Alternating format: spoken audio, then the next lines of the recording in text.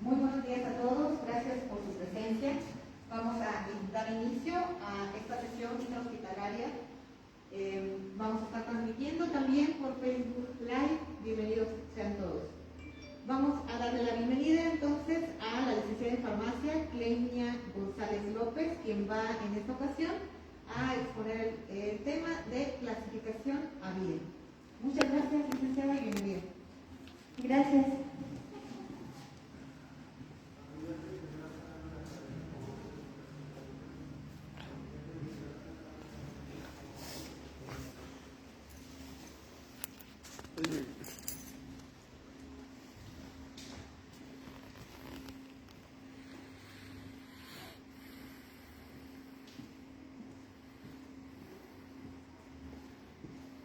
Bueno, les voy a hablar sobre la clasificación de ABIDE, de los antimicrobianos de acceso, vigilancia y reserva, y es sobre la lista que ya emitió la Secretaría de Salud. Siguiente, por favor. Entonces, bueno, un poco de lo que es la clasificación del programa de uso racional de antimicrobianos y la bibliografía, aunque después les voy a hablar de estos temas. Adelante. Siguiente, por favor. Entonces, bueno, esta clasificación viene de parte de la OMS. Entonces, es con la necesidad, o debido a la necesidad de afrontar lo que es la resistencia antimicrobiana que se presenta pues, a nivel mundial. Entonces proponen pues esta herramienta de clasificación de los antimicrobianos para pues poderlos utilizar a niveles institucionales y poder utilizar de preferencia de primera instancia los medicamentos de acceso, posteriormente los de vigilancia y por última opción los de reserva, aunque les vamos explicando, bueno, les voy a explicar a qué se refiere cada uno. Siguiente, por favor.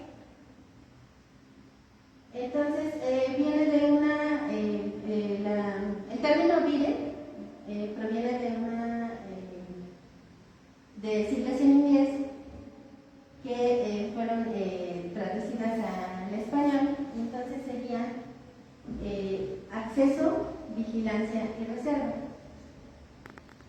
Entonces, pues, como les comentaba, el objetivo es tratar de disminuir el uso de antimicrobianos de vigilancia y de reserva para estar utilizándolos de acceso, y con esto proponen que se pueda reducir la resistencia antimicrobiana. Entonces, ya hemos estado trabajando un poquito con esto aquí en el hospital también, y se ha visto un poquito el cambio, pero pues obviamente se requiere que pues a nivel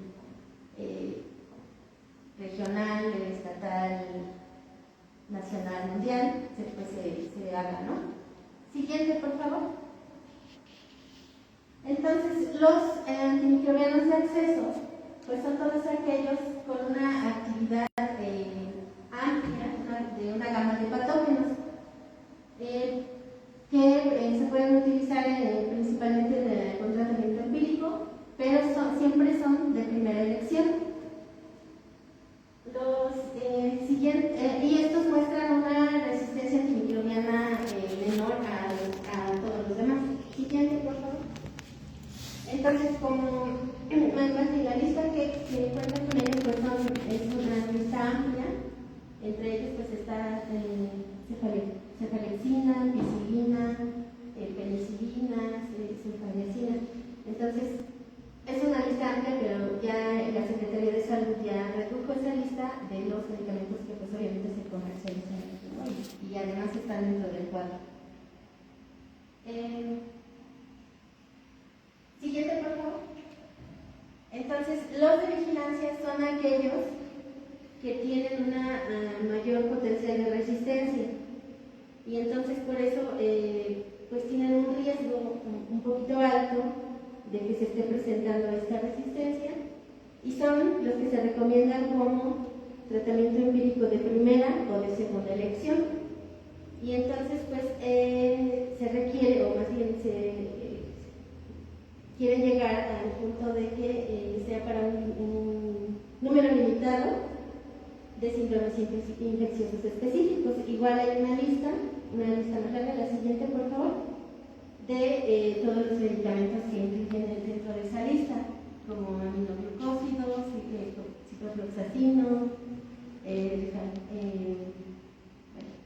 hiperacilina, o sea, es una lista larga, de hecho hay más, pero ya está reducida esta lista. La siguiente, por favor.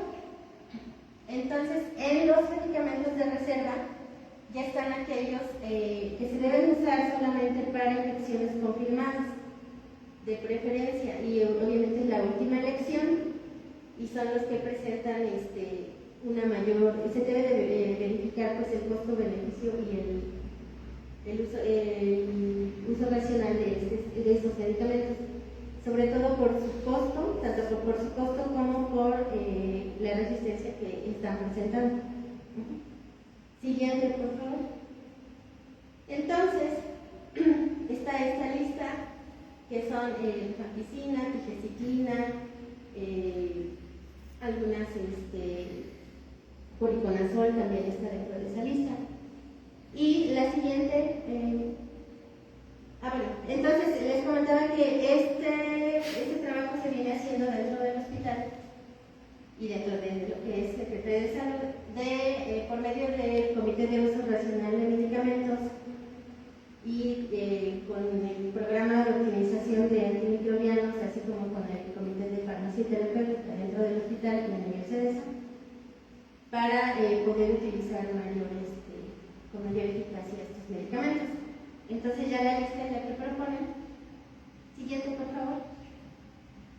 Y esta es la lista, digamos, oficial, donde están ya los medicamentos de acceso. Entonces, como primera elección, pues tendríamos que estar utilizando clindamicinas, penicilinas, ampicilinas. Posteriormente, pues sería lo que es los medicamentos de vigilancia, que son cefepime, ertapenem, vancomicina, por ejemplo, ¿no? Y los de reserva, pues como última elección, que es colistimetato, voriconazol, tigecyclina, linezolida. Entonces, principalmente, pues este es un tema cortito, porque es principalmente eso, pero por eso agregamos otros temas que tienen relación con esto. Entonces, esta es la lista oficial. De hecho, todo el mundo pues ya la debería conocer, y si no, pues la vamos a estar distribuyendo en todo el hospital para que todo el mundo la tenga o tenga conocimiento de ella. Siguiente, por favor. Bueno, esta es una parte de la bibliografía. Siguiente. Y bueno, entonces, ya derivado de esto y relacionado con el uso racional de los medicamentos, también hay medicamentos algunos medicamentos provocan resistencia antimicrobiana. Esa también se considera una sospecha de reacción adversa.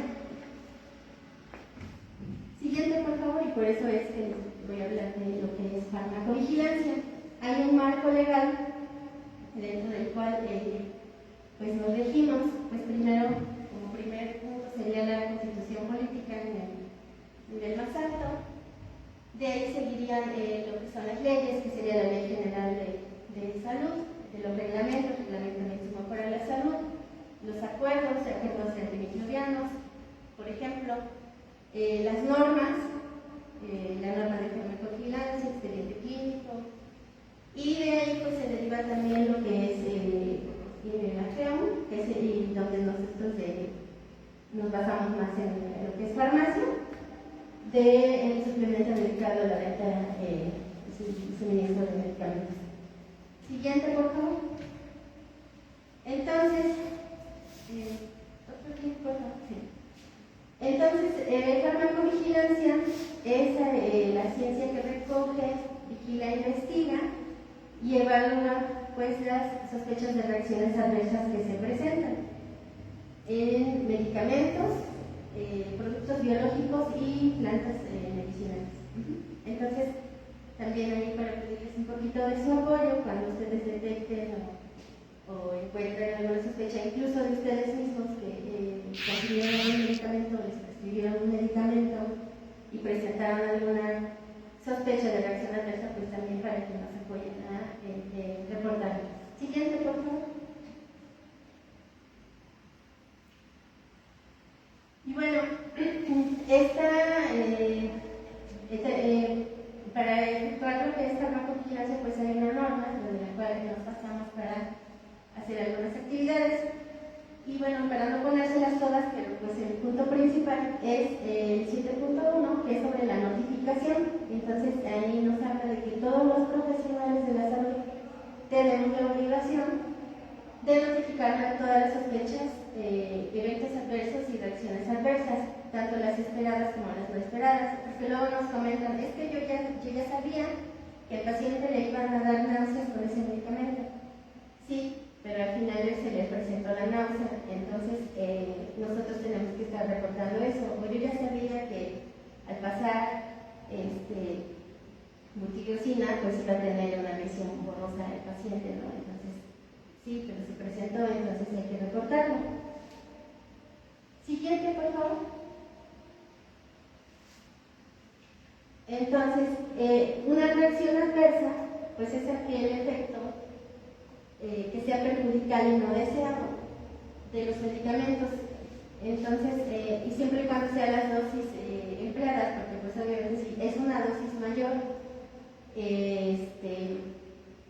sería ya una toxicidad, ya no es una reacción adversa. Y si es una dosis menor, pues sería una infradosis, entonces no estaríamos cumpliendo con la dosis necesaria para requerir el efecto y obviamente ineficacia terapéutica, pero no por el medicamento, sino por la dosis que no se empleó correctamente. Y en el caso de, bueno, hablando ya sobre esto de las dosis, también cuando estamos tomando algún medicamento y no cumple con la eficacia terapéutica que se desea, eso también es una reacción adversa. Entonces, una sospecha de reacción adversa, entonces también tendríamos que estarla notificando. Y ahora se preguntarán por qué hay que estar notificando, y eso es algo que a veces piensan, bueno, ahorita estamos avanzando, pero se creía que notificarlo es algo punitivo y que entonces es porque estoy haciendo algo mal o es porque estoy haciendo una mala práctica. No, la mayoría de los medicamentos presentan o pueden presentar alguna reacción adversa, entonces no hay ningún problema con estarlo reportando. De hecho, es mucho mejor estarlo reportando, porque incluso aquí mismo nos pasó cuando nos mandaron un medicamento me parece que fue el ketorolaco, que cambió de dosis de laboratorio, y entonces empezó a presentar unas reacciones adversas. Entonces, eso nos ayuda para que nosotros estemos reportando esto y estarle notificando a nuestras autoridades para que pongan un poquito más atención en esta parte y estén enterados de que esta marca está produciendo tal reacción, mucho más que a lo mejor otra marca, ¿no? Y a lo mejor ni siquiera es cuestión de precios, a lo mejor cuesta lo mismo. Pero entonces ahí se tomarían decisiones de cuál marca nos van a conseguir para nosotros tenerlos aquí. Y pues todo eso en beneficio del paciente.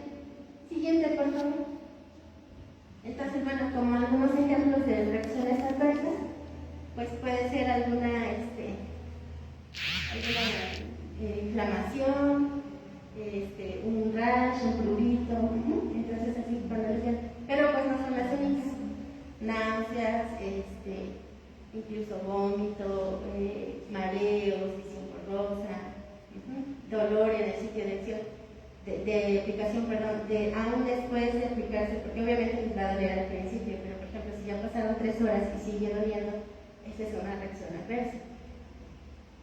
Entonces, siguiente, por favor. Y bueno, comentarles que las reacciones adversas a medicamentos no se pueden evitar, son inevitables que se produzcan, ¿no? A A veces, cuando ya saben que hay un medicamento que produce náuseas, pues ya por eso les prescriben, no sé, un acetrón, ¿no? Metoclopramida o genidol, para evitar que se presente. Pero no quiere decir que no cause eso, ¿no? Sino que es algo que va a pasar por el simple hecho de estar utilizando un medicamento. Y pues de ahí pues hay errores de medicación, eso sí se podrían evitar, como algún error en la escritura o una mala interpretación en la escritura, no sé, una dosis, o al momento de aplicarlo, uno por otro, no sé, cosas, ¿no? Que esas sí se podrían evitar porque hay procesos que nos ayudan a evitar esos errores, pero en el caso de las reacciones adversas a medicamentos, esto es algo que puede pasar y que es necesario notificarlo. Como no sé si ustedes supieron que hubo un retiro de la ranitidina, por ejemplo. Ya no podemos utilizar ranitidina en el país, ya está en desuso, y eso fue a raíz de la gran cantidad de sospechas de reacciones adversas que se presentaron o que se notificaron más bien. Porque, por ejemplo, en el caso de metamizol, pues hay muchas reacciones adversas. En el caso de paracetamol, por ejemplo, hay muchas reacciones adversas. Y en algún momento nos comentaban que cómo es posible que paracetamol es uno de los medicamentos a nivel nacional que presenta muchas reacciones adversas y es uno de los... porque aparte que es un medicamento que se usa mucho. Entonces, a nivel nacional, pues todo el mundo reporta paracetamol, pero aquí en México nunca lo reportamos.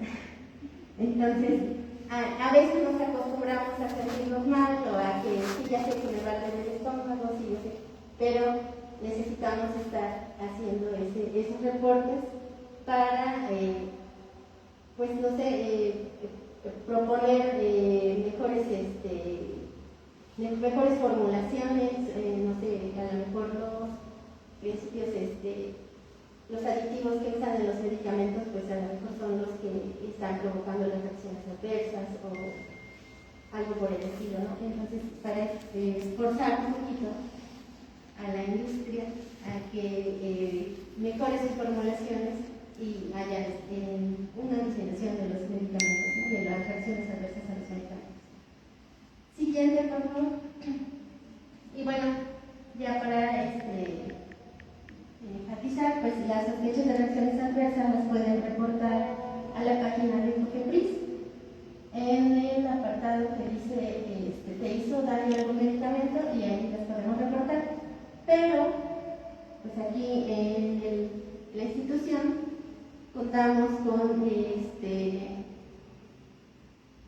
bueno, nosotros tenemos para reportarlas hay una liga de acceso o una base de datos donde se reportan todas las reacciones adversas. Hay a veces a niveles institucionales. Nosotros contamos con una cuenta de Digiflow, así se llama la página, y estamos dados de alta como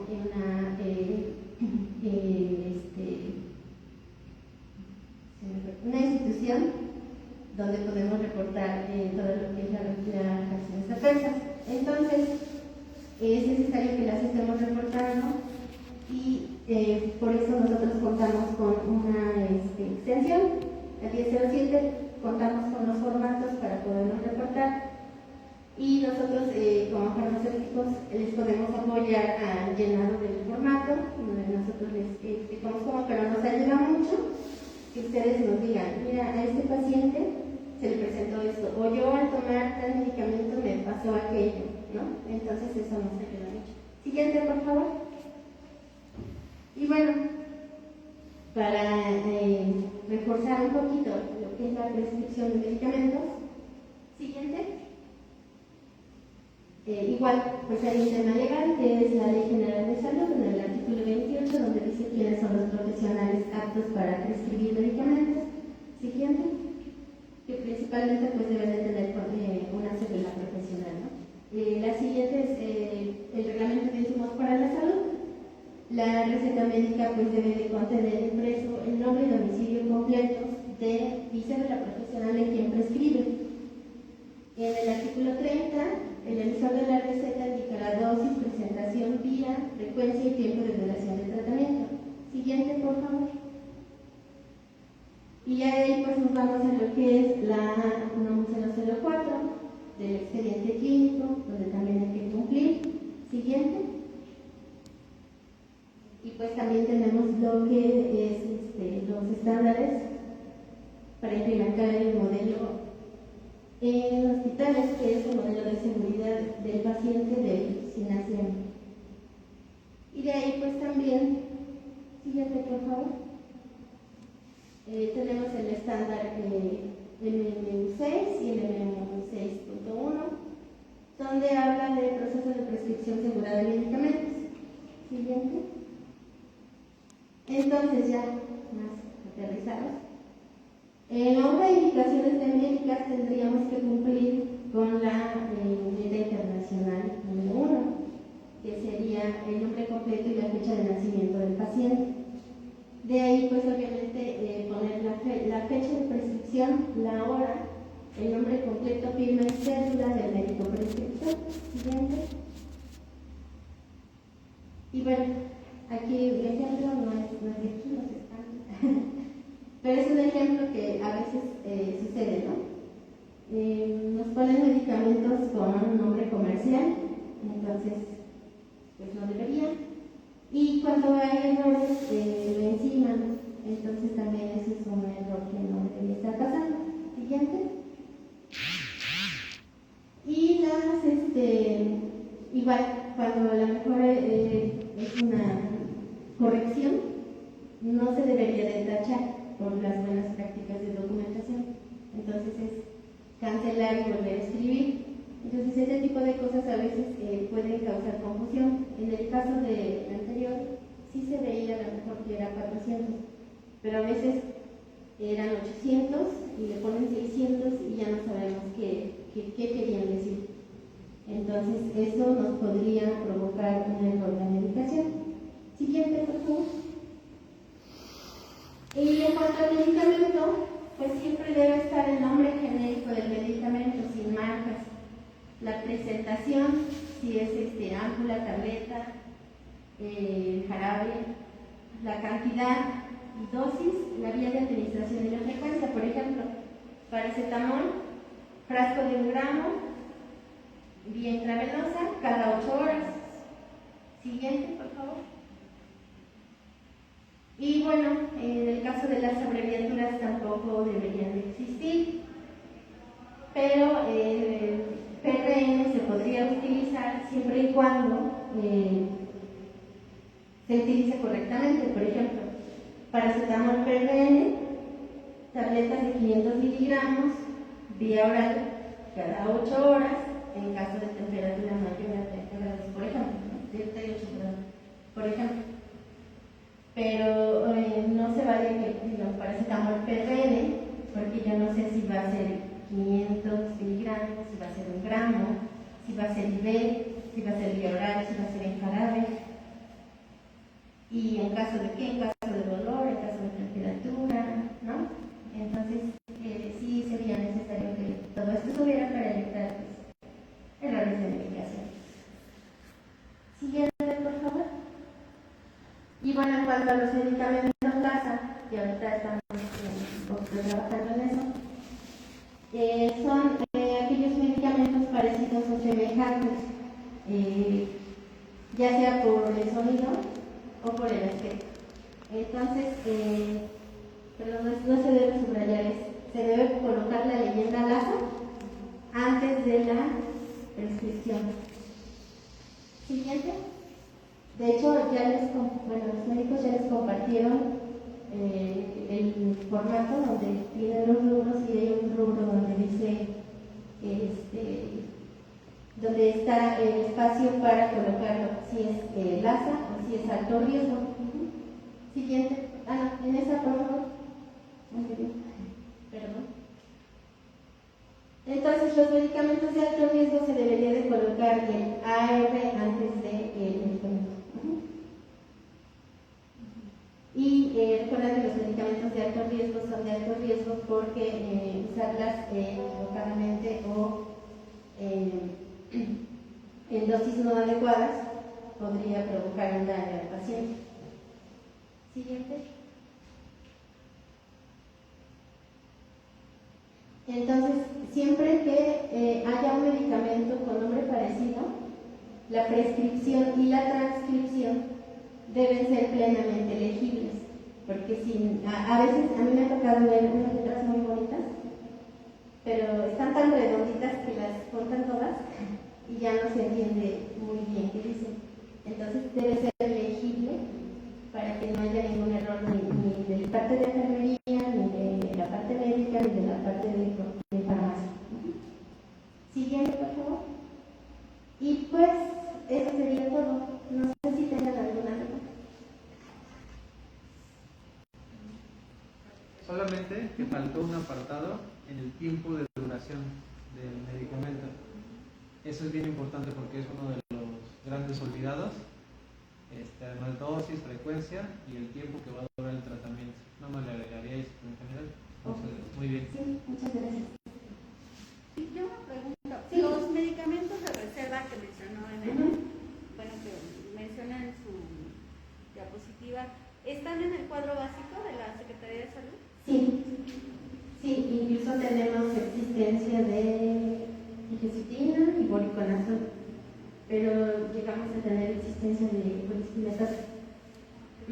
Y la otra pregunta, ¿la farmacovigilancia está abierta al público? Por ejemplo, nosotros, ¿no?, como personal del hospital, sin ser pacientes, ¿podemos registrar algún evento adverso? Sí, está abierta al público y ya cuando sucede así, el personal se comunica con ustedes.